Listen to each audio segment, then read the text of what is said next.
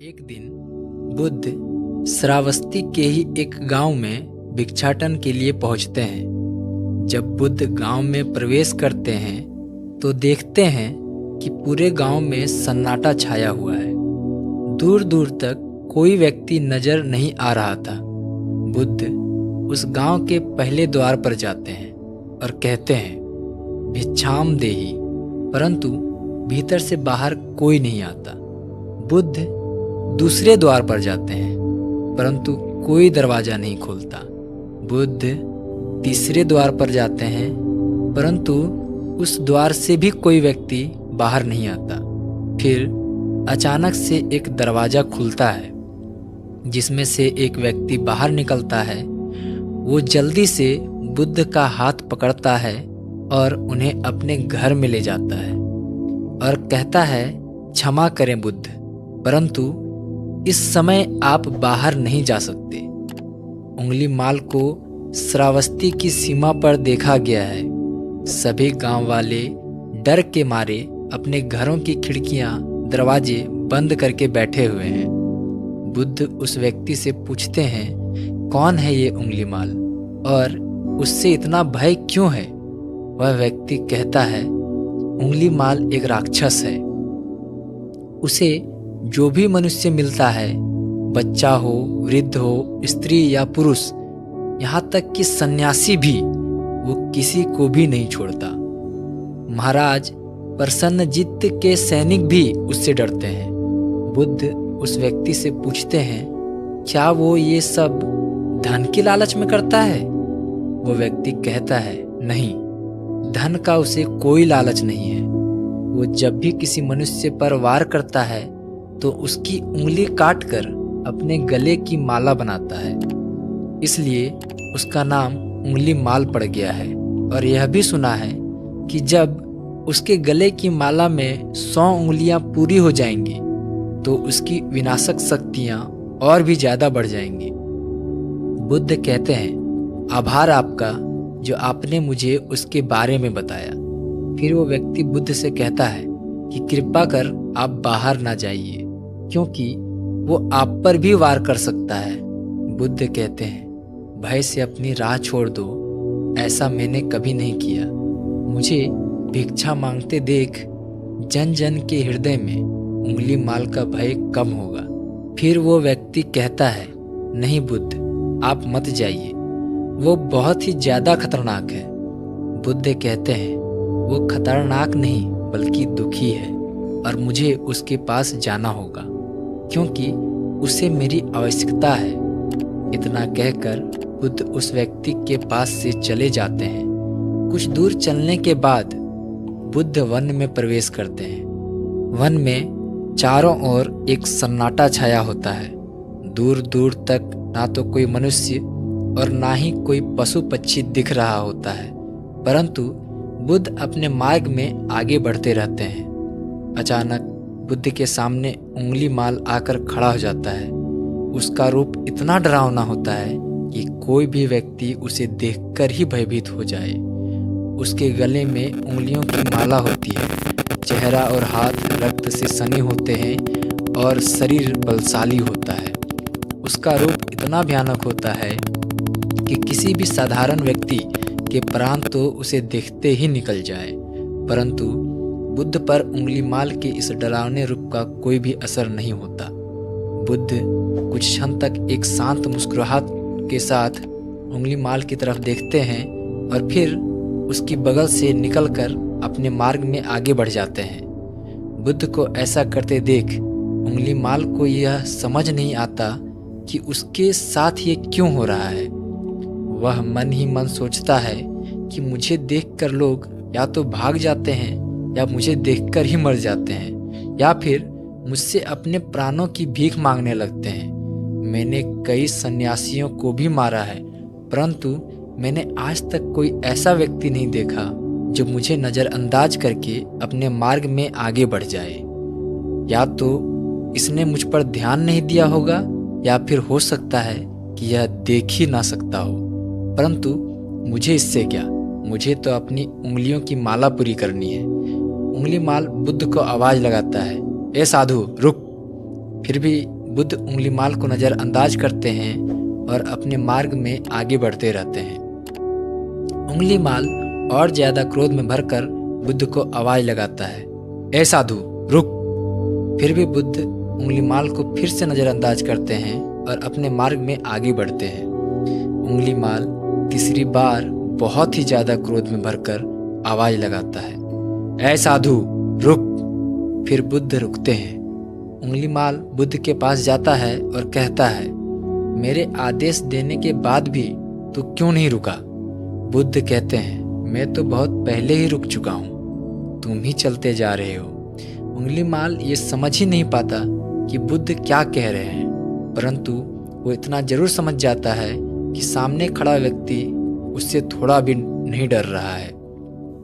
उंगलीमाल बुद्ध को डराने के लिए चिल्लाकर पूछता है, ऐ साधु तुझे मुझसे भय नहीं लग रहा है क्या? मैं आदि मानव हूँ। बुद्ध कहते हैं, नहीं तुम मानव हो। बुद्ध की यह बात उंगलीमाल के हृदय पर लगती है। पहली बार उसे किसी ने मानव कहा था, परंतु वो इस बात को नज़रअंदाज करने का प्रयास करता है और बुद्ध से पूछता है, ऐ साधु तूने ये क्यों कहा कि तू कब का रुक चुका है, जबकि तू तो चल रहा था, और तूने ये क्यों कहा कि मैं नहीं रुका? बुद्ध कहते हैं, मैं बहुत पहले ही रुक चुका हूँ, यानी मैंने ऐसे सारे बुरे कृत्य करना पहले ही छोड़ दिया है जिससे किसी भी व्यक्ति को कष्ट पहुँच सकते हैं। सब जीना चाहते हैं, बस तुम उन्हें करुणा से देखने का प्रयास करो। बुद्ध के यह शब्द दोबारा से उंगलीमाल के हृदय पर चोट करते हैं, परंतु वह दोबारा से बुद्ध की बातों को नज़रअंदाज करने का प्रयास करता है और इस बार वह और क्रोध से भरकर बुद्ध की गर्दन पर अपनी कटारी रख देता है, जिससे वो लोगों की हत्या किया करता था, और बुद्ध से चिल्लाकर कहता है, नहीं, मानव में ना तो प्रेम है और ना ही करुणा है, सिर्फ छल और कपट है। इसलिए मैं सबकी हत्या करूंगा और किसी को जीवित नहीं छोड़ूंगा। बुद्ध कहते हैं, तुम्हें लोगों ने बहुत दुख दिया है उंगलीमाल। क्रूरता मनुष्य अज्ञान के कारण ही करता है। ईर्ष्या, द्वेष, मोह माया ये भी सभी अज्ञान के ही संतानें हैं, परंतु वो व्यक्ति ही है जिसमें दया, करुणा, सद्भाव और समझ का भी उदय होता है। उंगलीमाल यदि इस जीवन में क्रूर और निष्ठुर लोग हैं तो दयावान भी हैं। बस तुम्हें अपनी आंखों से इस अंधेपन की इस पट्टी को हटाना होगा जो तुम्हें केवल बुराई ही दिखा रही है। तीसरी बार बुद्ध के शब्द को सुन उंगलीमाल का खुद पर से संयम हट जाता है। उसे समझ नहीं आता कि पहली बार उसे अपना आपा इतना कमजोर क्यों महसूस हो रहा है। वह कोशिश तो करता है क्रोध करने की, परंतु नहीं कर पाता। वो बड़ी हिम्मत जुटाकर क्रोधित होने का नाटक करके बुद्ध से कहता है, तुम और व्यक्तियों जैसे नहीं हो। बुद्ध कहते हैं, मैं हर व्यक्ति जैसा ही हूँ, बस जागृत हूँ और यह सिद्ध कर रहा हूँ कि हर व्यक्ति में जागने की क्षमता है। मेरा मार्ग क्रूरता को दया में परिवर्तित करता है। उंगलीमाल, तुम अनजाने में घृणा के पथ पर हो, बस इस क्षण रुक जाओ। तुम्हारे भीतर भी ये क्षमता है कि तुम दया और करुणा के पथ पर चल सको। इतना सुनते ही उंगलीमाल के हाथ से कटारी जमीन पर गिर जाती है और उसकी आंखों से आंसू बहने लगते हैं। भला कोई कब तक बुद्ध को अनदेखा करेगा? उंगलीमाल रोते हुए बुद्ध से पूछता है, क्या आप वही हैं जिन्हें लोग बुद्ध कहते हैं, जो लोगों की मुक्ति के मार्ग पर चलना सिखाते हैं? फिर बुद्ध कहते हैं कि हाँ, मैं वही हूँ और तुम्हें भी मुक्ति के मार्ग पर ले जाना चाहता हूँ। फिर उंगलीमाल कहता है, परंतु मैं अब बहुत दूर निकल गया हूँ। मैंने बहुत हत्याएं करी है और बहुत पाप करे हैं। मैं अब चाहकर भी वापस नहीं लौट सकता और मेरा वापस लौटना अब असंभव है। बुद्ध कहते हैं, असंभव कुछ भी नहीं, जब जागू तभी सवेरा। उंगलीमाल कहता है, मैं अब पुनः जीवन की ओर नहीं मोड़ सकता, बहुत देर हो चुकी है। बुद्ध कहते हैं, तुम में इतनी चेतना है कि तुम जानते हो कि जो तुमने अब तक किया वह बुरा था। इसका अर्थ यह है कि तुम जानते हो कि क्या अच्छा है और क्या बुरा है। उंगलीमाल, जिस दिन से तुमने अच्छा कार्य करना शुरू कर दिया उस दिन से तुम्हारा एक नया जीवन शुरू हो जाएगा। फिर उंगलीमाल कहता है, मैं कितने भी अच्छे कार्य क्यों ना कर लूं, परंतु लोग मुझे उसी दृष्टि से देखेंगे और मुझे चैन से नहीं जीने देंगे। बुद्ध कहते हैं, उंगलीमाल, यदि तुमने हिंसा का मार्ग छोड़ा तो मैं तुम्हें मार्ग दिखाऊंगा और तुम्हारा संरक्षण करूंगा और तुम्हें लोगों की घृणा से बचाऊंगा। बस पहला कदम तुम्हें ही उठाना होगा। उंगलीमाल पूछता है, क्या ये हो सकता है? बुद्ध कहते हैं, अवश्य हो सकता है। तुम में असामान्य बुद्धि है उंगलीमाल, तुम परम सत्य के पथ पर बहुत आगे जाओगे। उंगलीमाल रोते हुए बुद्ध के चरणों में गिर पड़ता है और कहता है, मैं आपको वचन देता हूँ कि मैं सारे बुरे कृत्य करना छोड़ दूंगा और आपके पीछे करुणा के पथ पर चलना सीखूंगा। कृपा कर आप मुझे अपना शिष्य बना लीजिए। बुद्ध कहते हैं, मैं किसी को अपना शिष्य नहीं बनाता, बल्कि व्यक्ति स्वयं मेरे संग से जुड़ता है। उंगलीमाल उसी समय बुद्ध का भिक्षु बन जाता है। यहाँ पर एक बात समझनी जरूरी है कि बुद्ध किसी को भी अपना शिष्य या भिक्षु नहीं मानते थे। जो भी व्यक्ति उनके साथ जुड़ता था वो उसे केवल मार्ग दिखाते थे और वो उस मार्ग पर चलता था। भिक्षु और शिष्य शब्द केवल संघ से जुड़ने वाले लोगों की पहचान होती थी। कहानी में आगे बढ़ते हैं। बुद्ध का भिक्षु बनने के बाद उसका नाम अहिंसक पड़ जाता है। फिर बुद्ध ने जैसा उसका नाम रखा था वो वैसा ही बन चुका होता है। दोस्तों, आइए जानते हैं कि कैसे उंगलीमाल राक्षस एक अहिंसक बना। इससे जानने के लिए इस वीडियो के अंत तक बने रहिए। जब अहिंसक प्रथम बार अन्य भिक्षुओं के साथ एक गांव में भिक्षाटन के लिए जाता है तो गांव के कुछ लोग उससे बदला लेने के लिए उसे लाठी डंडों से पीटने लगते हैं। जब ये बात बुद्ध को पता चलती है तो वे तुरंत उसे बचाने के लिए उसके पास पहुंचते हैं और अपने शरीर को उन लाठी डंडों के बीच में ले आते हैं जो अहिंसक को पड़ रहे थे। बुद्ध को देखकर वे गांव वाले डंडे और पत्थर मारना बंद कर देते हैं। सभी लोग बुद्ध से कहते हैं, बुद्ध, क्यों आप इस हत्यारे उंगलीमाल की रक्षा कर रहे हैं? ना जाने कितने लोगों की जानें ली हुई हैं इसने। बुद्ध कहते हैं, अब यह उंगलीमाल नहीं है बल्कि इसका नाम अहिंसक है। अब यह आपकी ही तरह एक मानव है। वे गांव वाले कहते हैं, ऐसा आदमी कभी नहीं बदल सकता। बुद्ध कहते हैं, यह बदल चुका है, बस आप सब लोग इसे अपनी पुरानी दृष्टि से देख रहे हैं। यदि यह उंगलीमाल होता तो क्या आप में से किसी में भी इतनी साहस या बल होता कि कोई इसे एक उंगली भी लगा सके? ये आपका हर वार खाता रहा और क्या इसने आप पर कभी पलटकर वार किया? नहीं ना। क्या ये परिवर्तन आपको नहीं दिखा? आज इसने अपना लहू बहाकर अपने सारे बुरे कृत्य धो डाले हैं। आप लोगों के द्वारा इतनी मार खाने के बाद भी इसकी आंखों में आपके लिए क्रोध नहीं है। क्या यह बदलाव आपको नहीं दिख रहा है? यह तो बदल गया, परंतु आप कब बदलोगे? इतने में ही उन गांव वालों में से एक स्त्री कहती है, यह परिवर्तन मैंने स्वयं देखा है। वो स्त्री गांव वालों से कहती है, आप में से कौन ऐसा है जो दूसरों के दुख में दुखी हो, दूसरों की पीड़ा सहन ना हो तो उसे हर प्रकार की सहायता प्रदान करे? और ऐसा इस भिक्षु ने किया है। 2 दिन पहले एक व्यापारी अपनी पत्नी को लेकर जा रहा था और उसकी पत्नी प्रसव पीड़ा से व्याकुल थी।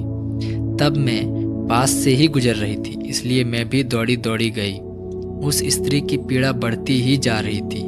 घना जंगल होने के कारण उसे कहीं ले जाया भी नहीं जा सकता था। तभी यह भिक्षु वहां आ पहुंचा और इसने मुझसे पूछा कि क्या हुआ बहन? मैंने इसे बताया कि यह स्त्री प्रसव पीड़ा में है और इस घने वन में हम कुछ भी नहीं कर पा रहे हैं। कब तक यह कष्ट भोगेगी?